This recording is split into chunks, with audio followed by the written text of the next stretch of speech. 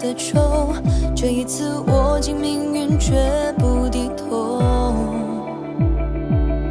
天黑已难受，无谓的梦等谁成就？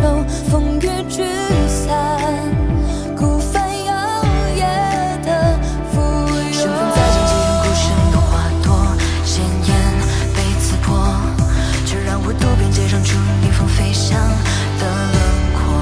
穿过心的万物生长，就算梦被忘，抚平汹涌的巨浪，冲破心的深山跌宕，有勇气抵抗，拥抱宿命的延长，为爱才有光，为爱肆意放。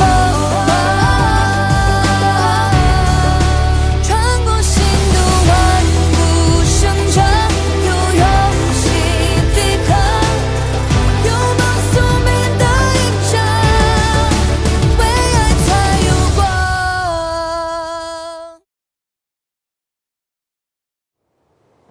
多谢阁下，救我一门妇孺。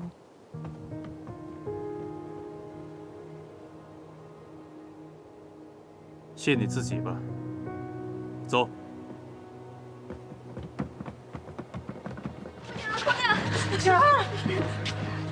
姐姐没事，姐姐没事吧？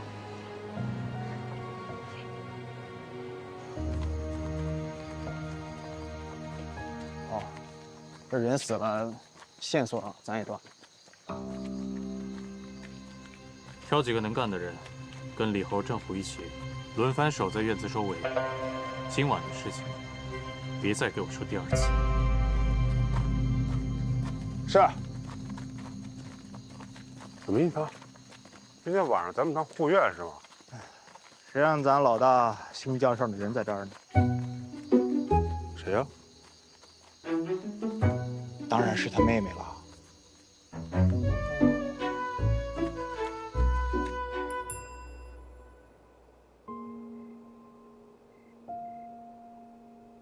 李哥不怕啊，睡一觉，明天就都忘了啊。朵儿，快进去睡觉吧啊！带朵儿去睡觉，孩子们去睡吧，你们也去睡觉吧，走吧，去吧。这戚秀思真是阴魂不散。你说我们都搬到这儿来了，他们一来又闹得鸡飞狗跳的。这是黄鼠狼专咬病鸭子。咱们倒了霉，谁能想到那些茬子呀，抓强盗，居然抓到咱们家里来。我觉得这个小傻子好像有点没气，他刚住进来就招来了强盗。那要照秦姨娘这么说，是我比较没气。刚刚抓住的是我，不是邵阳。戚秀思拿人肯定施舍隐秘。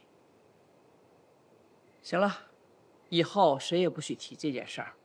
快收拾收拾，都回屋睡吧。我送您回去吧。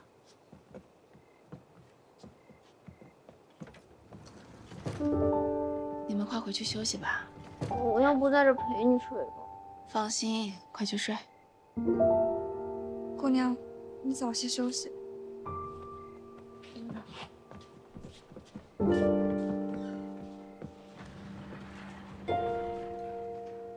娘，我来了。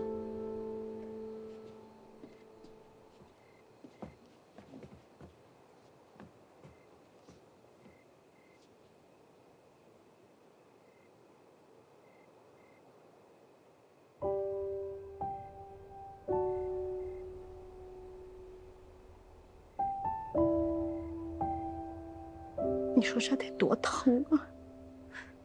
不疼了。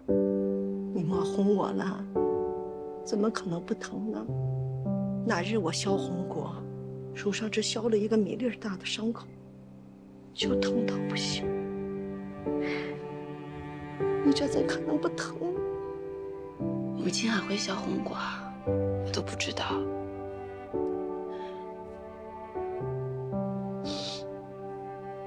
这几日没少干活吧？手都糟了。是啊，是娘对不住你。从前，你爹爹他不喜欢你，老夫人她也不喜欢你，那些婶子们也经常拿你说嘴。可是为娘一次都没有站出来替你说话。当初我懵懵懂懂地将你生下来，可是这些年什么也没有做过，也没有帮过你。你是不是特别怨恨我？娘，既然你说你愿意拿命换我，这世界上无数的人，只有你愿意这么做。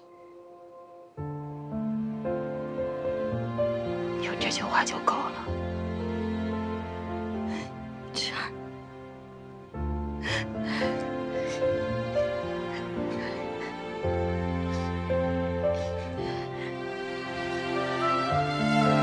是太无能了，我给你受委屈，都是为娘不好。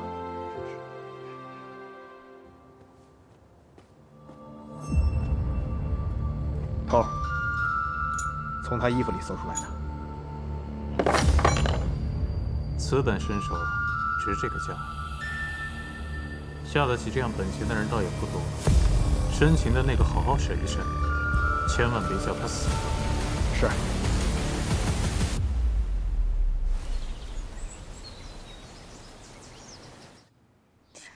他妈，昨夜做噩梦了，眼泪流了一枕头，是梦到什么那么委屈？怎么了？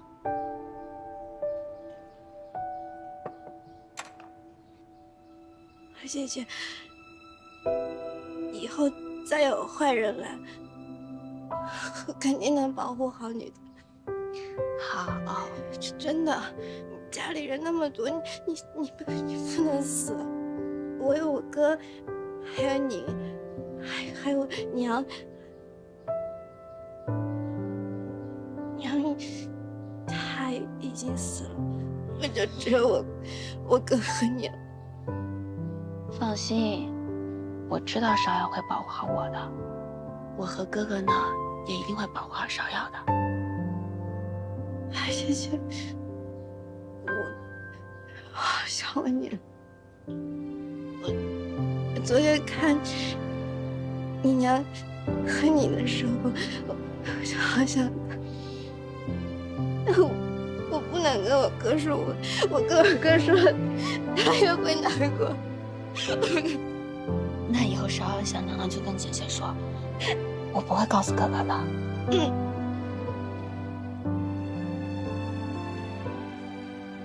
女神医，不错，这位神医避世而居，所以名声不曾外传。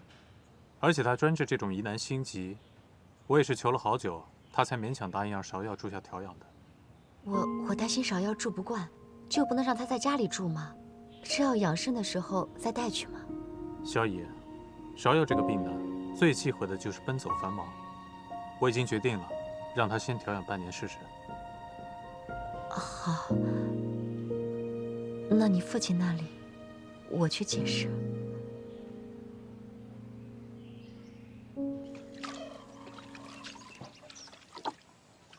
讨厌那些跟屁虫，这都挤到杨柳巷来，学咱们带花灯卖鬼，想想我就来气。哦，吓你讨打是不是？你小心水溅姑娘脖子上。这有什么好气的？当初想出这带花灯的方法，我就知道他们一定会学一学。这红果人人都能摘，多试试味道也能学出个劲。芍药，给我点浆糊。姑娘，你都捣鼓什么呢？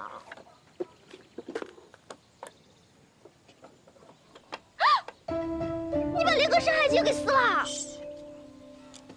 姑娘从前不是说书册最为珍贵稀罕吗？就是。是啊，这可不是谁都能买得起的，我还要再粘回来的。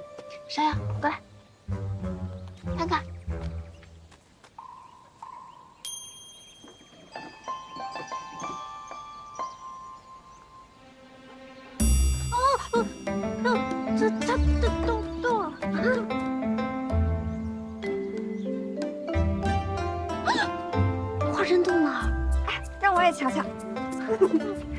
我瞧瞧。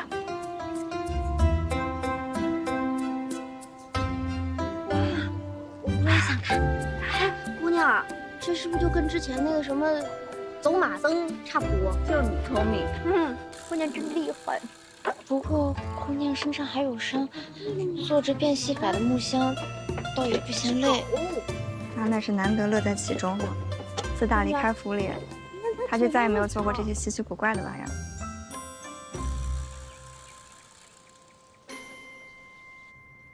头儿，查清楚了，这俩人压根儿不是一伙的。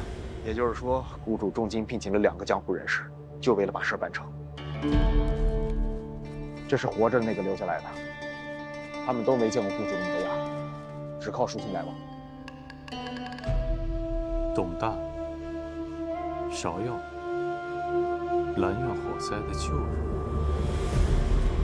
卖红果喽！卖红果喽！卖红果喽！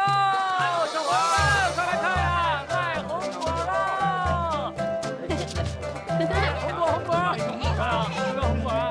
不要，买红果好不好？不要。哎，那边有变戏法的，我们一起去看吧。这什么情况？杨柳街也来变戏法了？花季果子童叟无欺，买一串果子拉一次箱子，童叟无欺啊！买一串果子拉一次绳子。不管地秋天，不忘一株蝉。天落水，鸟吃虫，鸡又飞。果子生意虽小，但细水长流，应运能填补家用，总算不再坐吃山空。明前夕，菜上须。你好，你看今天赚了这么多，来，叔叔，生意不错嘛。芍药今日没来，家里有只小鸡不舒服，她在照看着。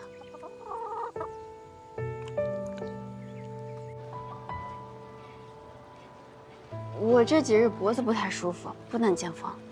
要是不会说谎的话，你还是别说了。你脸上的疤我从来没问过你，你也不要问我。那还不是因为芍药？要不是芍药帮我敷药，恐怕也会留疤。这小伤过几日就好了。对了，你那日给我的瑞和楼的点心我带回去了，但是我觉得和福东做的也差不了多少。你说人们怎么愿意花几百钱去瑞和楼买点心呢？脖子都这样了，你还想这些？我又不靠脖子想事情。皇都的有钱人多如牛毛，跟风的也多。不管瑞和楼里卖什么，他们都会买。跟我想到一块儿去了。怎么，杨柳街不够你待了？不进则退啊！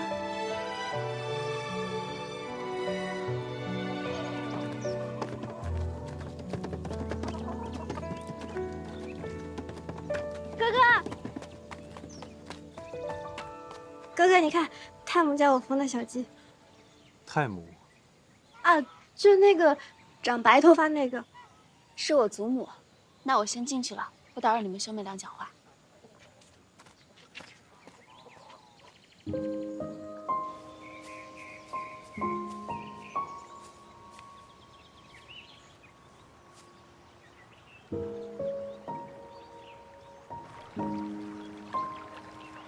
芍药。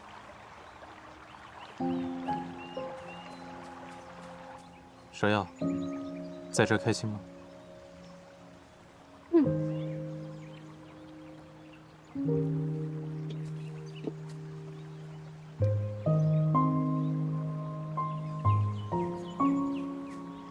我想让哥哥也这么开心。哥哥，你为什么不过来跟我们一起住？以后我每天都来看你。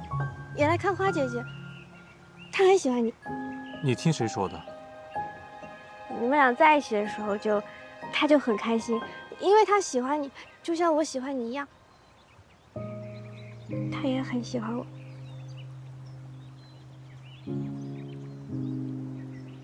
芍药，有件事情我想问你。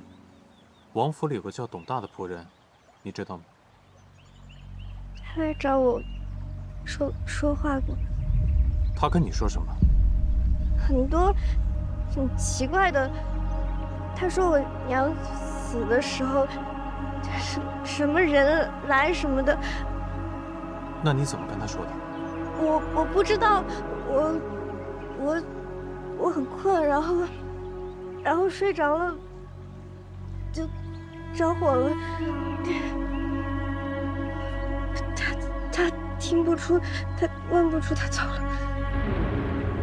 今天我问你的问题，不要告诉任何人，包括你花姐姐。又是这样啊！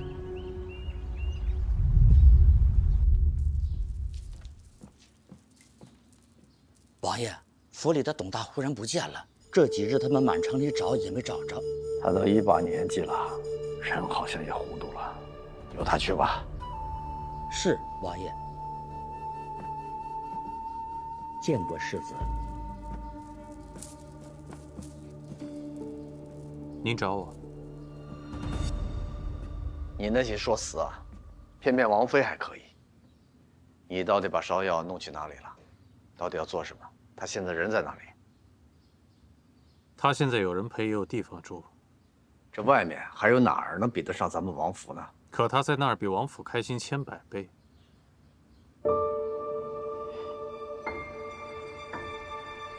是啊，我这个做父亲的，是对她不起，还不如你这个做哥哥的。如果芍药离开王府，能够把以前的事情都忘掉，也不失为一件好事。莲希啊，他与你亲近，以前的事情，有没有对你提起过？当时芍药还太小，什么都不记得。也许忘记，对他来讲是件好事情。这孩子实在是命运多舛啊。过去的事情无法改变，但今后我会保护好他，不会让人动他分毫的。好孩子，父亲放心，我会照顾好他。这件事情呢，我也会替你瞒着你萧逸的，你也放心。多谢父亲。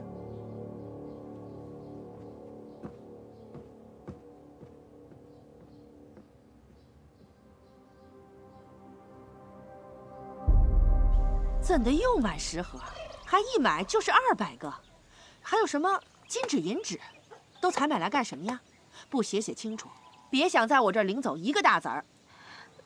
哎呀，不是我说呀，吃亏得长教训。你呀，该好好的跟你们家姑娘说说，如今有一些余钱，赶紧去聘请一些护院是正经啊。三夫人，哎呀，这就是我的不是了，没有事先同三婶说清楚。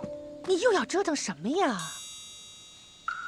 三婶，我要让他们自己来找我们送钱。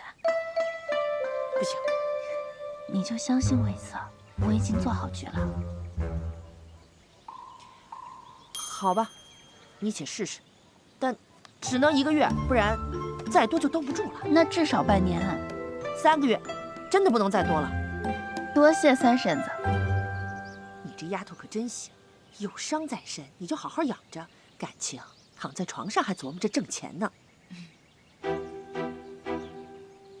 报夏、陈露，这1个月时间里，你们就负责记录这云来酒楼的来往人数。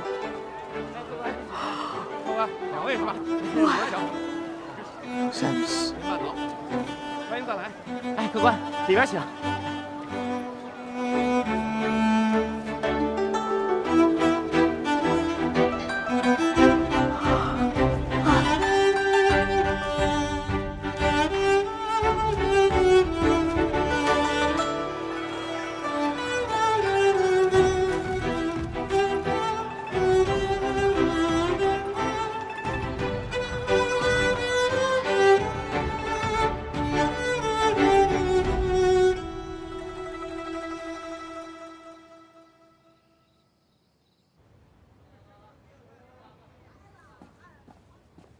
这位大姑娘久等了。白掌柜，不知何日会临？花家新出了几样点心，想请白掌柜品鉴一下。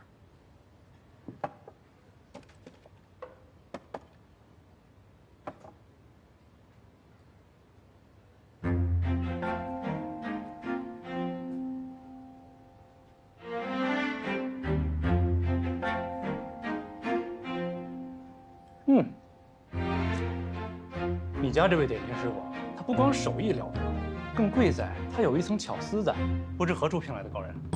我家这位师傅呀，主要贵在用心。先前是明珠蒙尘，不得施展。啊，明人不说暗话，这点心确实不错。可大姑娘若想在我云来酒楼寄卖，恕白某点不了这个头。京中老字号上百家，独给花记寄卖，白某交代不过去。可倘若家家都来寄卖，我这云来岂不变成瓦舍了？白掌柜想必是误会了，我不是想来寄卖，我是要奉送。哦，花记铺子在杨柳巷，位置偏僻，许多人耳闻却未曾一尝。云来酒楼名冠皇都，花记愿每日供应点心，分文不取，赠与你家宾客。3月为期，白掌柜能否让我沾这个光？这是云来要沾你们的光才是。花记有你这个东主在，日后绝不会只是个杨柳街的小摊贩。买卖事儿小，我白明夏愿意交大姑娘这个朋友。多谢白掌柜。来啦！慢点啊！哎，别滑倒了。小心放开。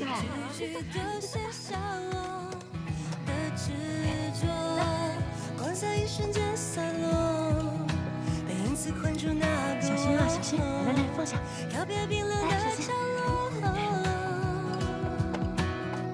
让梦鲜活，好的回忆被风吹成干涩，描出自由的轮廓，好多故事我终于有资格。这花鸡又用什么机器啊？林老师不知道啊，这帮闲汉都是花鸡雇的，每天一大早呢就给各家酒楼送吃的了，一路吆喝呢。这你吃过？啊，您这话说的，谁还没吃过？味儿还不赖。您老要不要试试？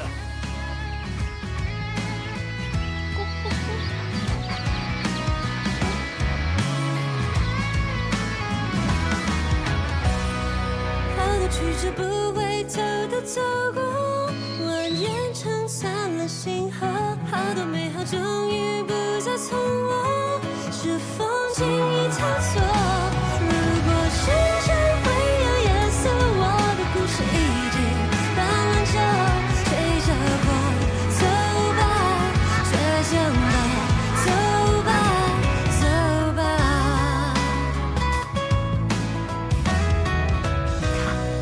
你看看，这才3个月的时间，从前攒的一点力都赔进去了。水杏楼、凤翔楼都找人来过好几遍了，说我们花家不能厚此薄彼，让我们给他们也供点心，哪怕要加钱呢。花家只供应皇都最好的3家酒楼，他们这是坐不住了。三婶，你明日约他们的掌柜来谈价。谈什么价？他们这都是有头有脸的大酒楼，自然不能跟摊子上是一个价。啊，好。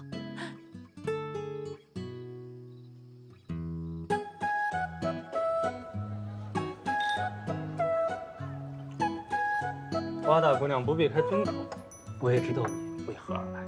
哦，3月之期已到，我来说吧，请花记照旧供应点心，云来酒楼照价付款。白掌柜，这供应酒楼可比铺子上价格高，10文一份，你看可行？可以呀。哎，去做水盘吧，5亩金子，就写花记点心，120文一份。哎，这么贵啊！大姑娘，你卖的是点心钱，手艺钱，我呢，卖的是这云来酒楼的牌子钱，能卖多少，是我的本事，也是云来的面子。收教了，这钱啊，云来能挣，花记眼下还当真挣不了。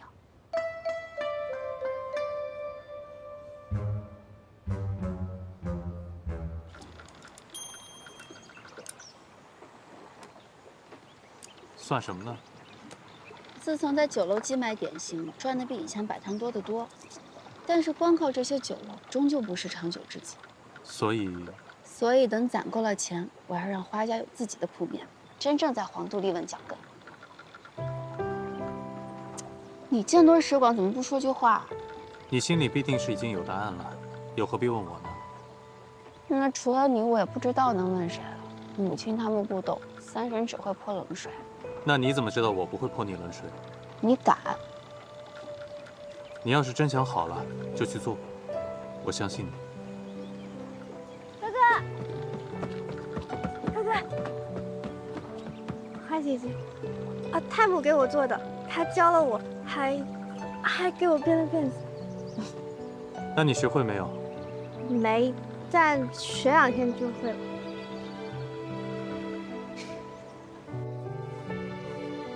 老夫人，您瞧瞧，这针线还行吗？比刚进门时候好多了，不过比我还是差一点。我现在也不行了，眼睛看不见。现在不用您，有我们呢。哎呀，老祖宗，这纸丫头啊，一接了10几家，累得我7荤8素的，账都算不过来了。您过目一下，这沉甸甸的铜钱进账，累1天也是高兴啊。三嫂，这也没外人，你跟我们悄悄说说，这个月的利是不是比上个月还多？多出这个数。哎呀，这个纸丫头也是对得起她操的这份心了。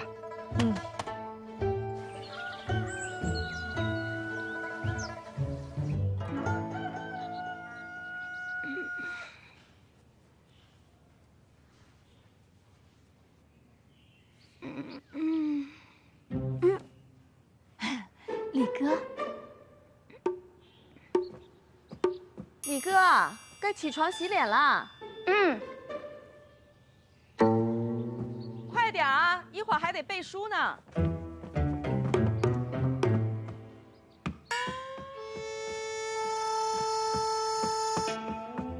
这么丁大点的小孩，管那么严做事呢？怎么了，林哥？你不想喝鸭汤了？不想，不喝。你不喝我还喝呢，给我。不给你。不是你不喝，大家还喝呢。我养的鸭子，我凭什么不能喝？你给我，林哥，你别碰人，我不上你，你给我，大家还喝呢。哎呀，别跑，24，你看他呀。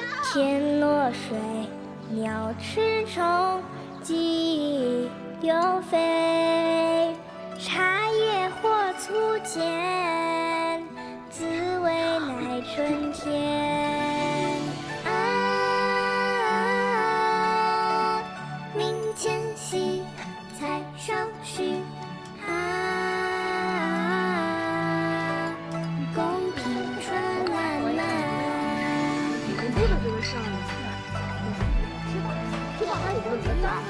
有一件事情刚有了一些眉目，我就不想瞒大家了。啊，纸丫头，有事便说，卖什么关子呀？我们可以搬回城里了。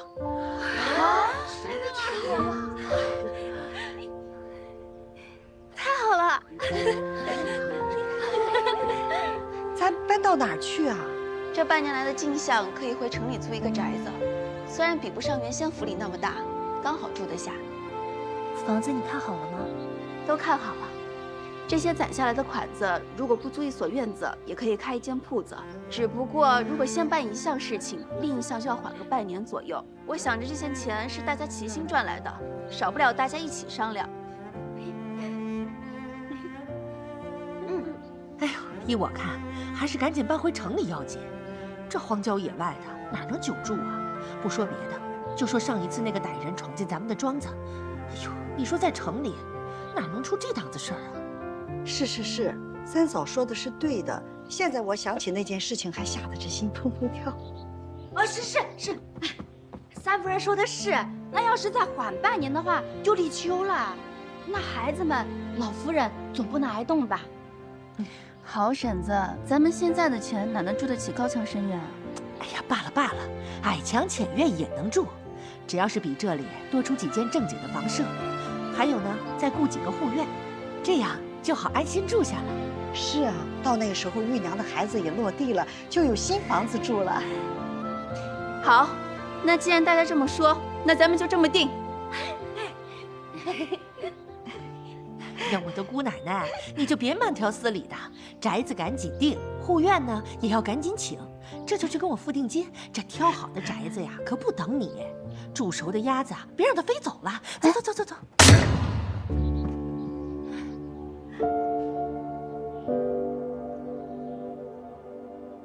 把你们给惯的，这七嘴八舌的，我还没说话呢。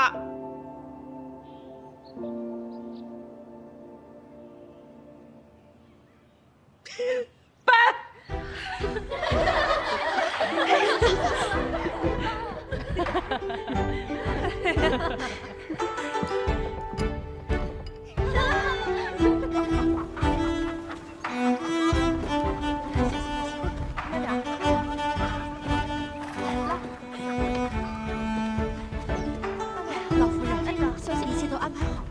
这新的宅子可漂亮了。真好，一会儿都煮熟到了，进了城声量都低一些，别吵吵嚷嚷的，免得遭嫉妒。啊，是。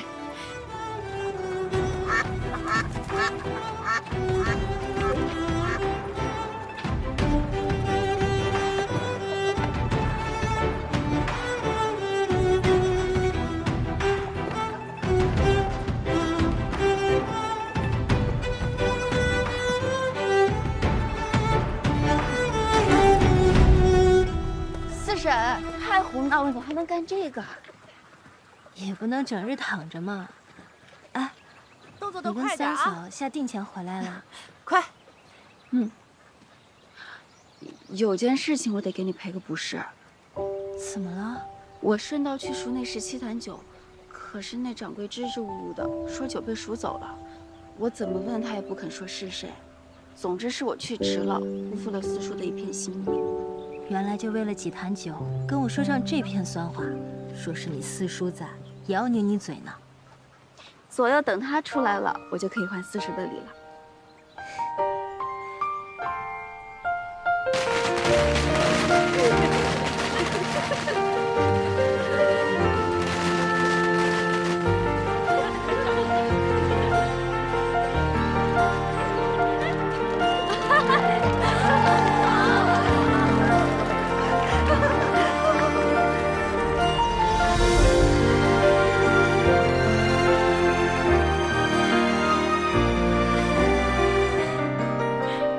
这宅子齐整倒是齐整，就是不够气派，还不如咱家原先一个戏台子呢。你净说胡话，这戏台子哪有这么大啊？是不是？罢了罢了，如今也不计较那么多了。老夫人自然是住东院的正房，那间最大最敞亮。芝贵，去给李哥找一间向阳的屋子。去，陈露，你也赶紧去给侄儿收拾一间房，收拾好了再来收拾我们。娘，我想住个离花园近的地方，可以出来溜达。林姐姐你呢？我想住一个靠水的安静的地儿。那我们去啊。都站住！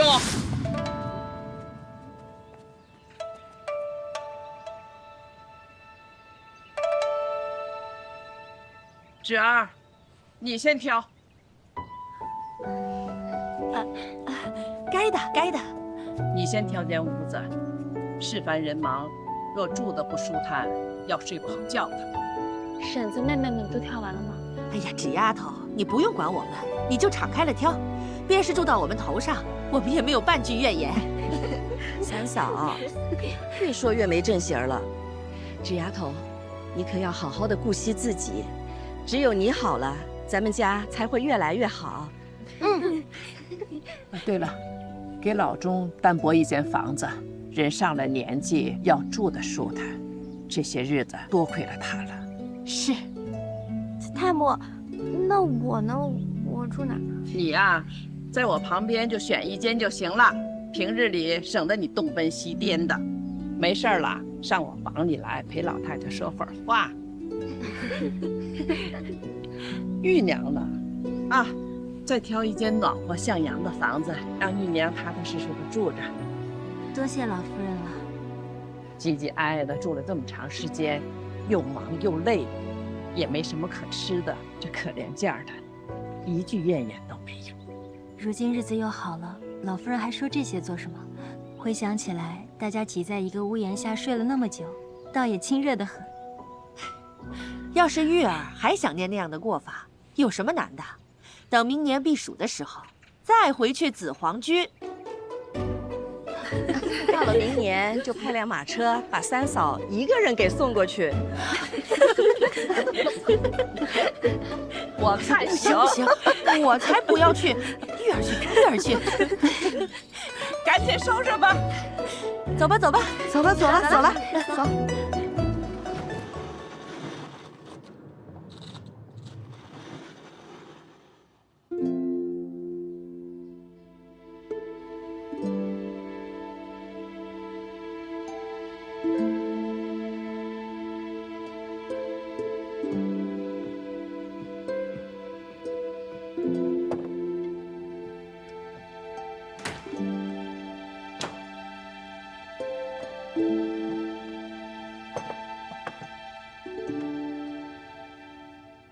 祖父，等着我，等把这些柜子装满，大家就能团圆了。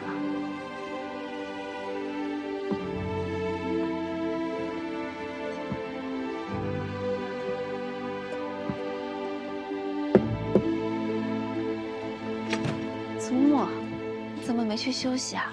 哎呀，睡不下，这年纪大了，想起什么事儿必定马上说，不然就怕忘了。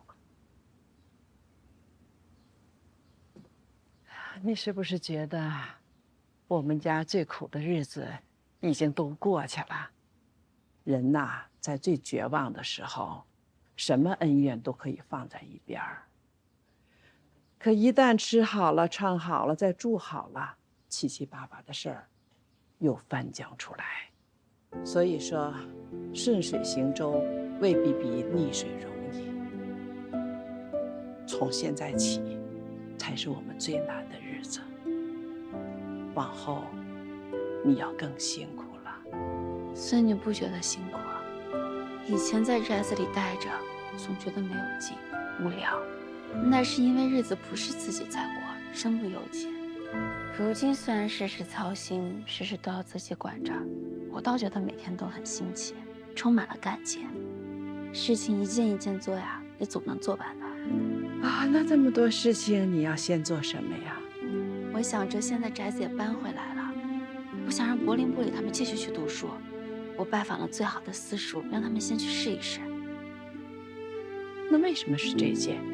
这宅子没了可以再买，钱没了也可以再赚，这些都是身外之物。可是画家的家学文脉要传承下去，这些都是钱财买不到的。柏林玻璃他们不能断，我也不能让他们断在我这儿。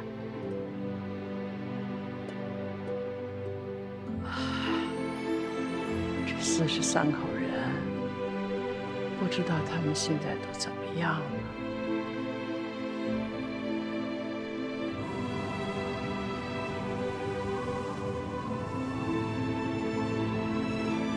饼子，新出炉的饼子，快来看看吧！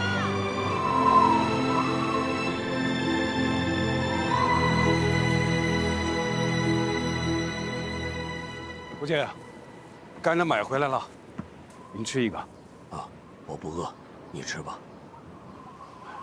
父亲，我从来不知您还会这手艺啊！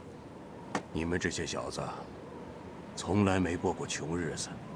我像平阳那么大的时候，白日里去乡学偷听，晚上在家里啊帮做麻绳，做满了一筐，就背去城里卖，卖了钱，买几个热腾腾的饼子回来。那是我认识你母亲之后，有一回，她约我去城外游春，她的手帕里带着2个饼子，我才知道啊，原来有钱人吃的饼，里面夹着羊肉的。她看着我那个傻样子，笑了好久好久。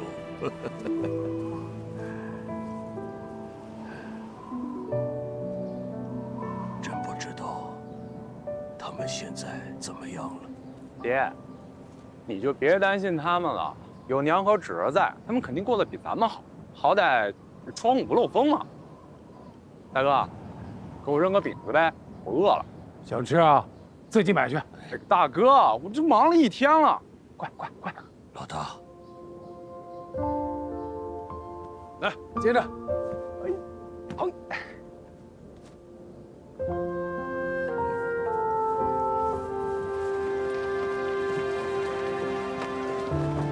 慢着点啊！看什么？对呀，看灶。这花家，好一个花家呀！这么快就回来了。这一屋子娘们儿，手多着白花花的银子，他能守得住？我看也难。滚点！这是你交石头的地方吗？滚！快滚！滚！解开！解开！解开！解开！慢点！赶紧的，滚！周师傅，周师傅，慢点你们啊！赶紧走！你是说从前那个护院李贵？我记得抄检的那日他就跑路了。是他，他看咱们搬回城里，自己又跑回来了。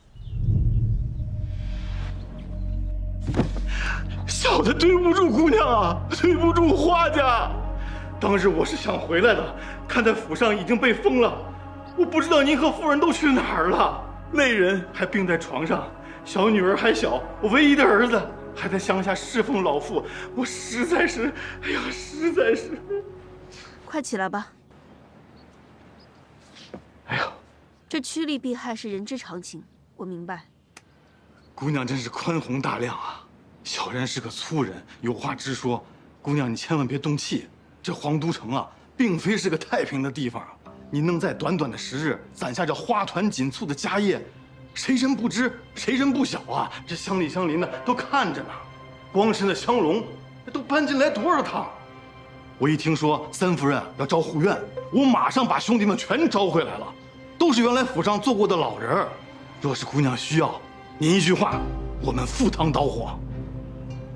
你是想回来做护院？是啊，这花家刚进城，正是需要护院的时候，我就怕姑娘一时半会儿找不到合适的人选，我就把我儿子都叫过来了。他老子成了花家的恩，他也要出一份力的。你人都找好了？啊，15条汉子，都是原来府上做过的老人，所以大老远跑过来了。姑娘千万别嫌弃我们。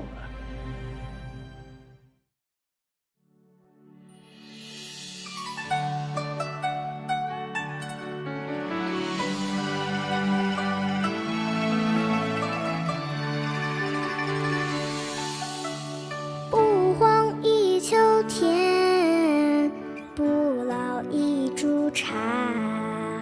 天落水，鸟吃虫，鸡流飞。心血为冠，心力为盖。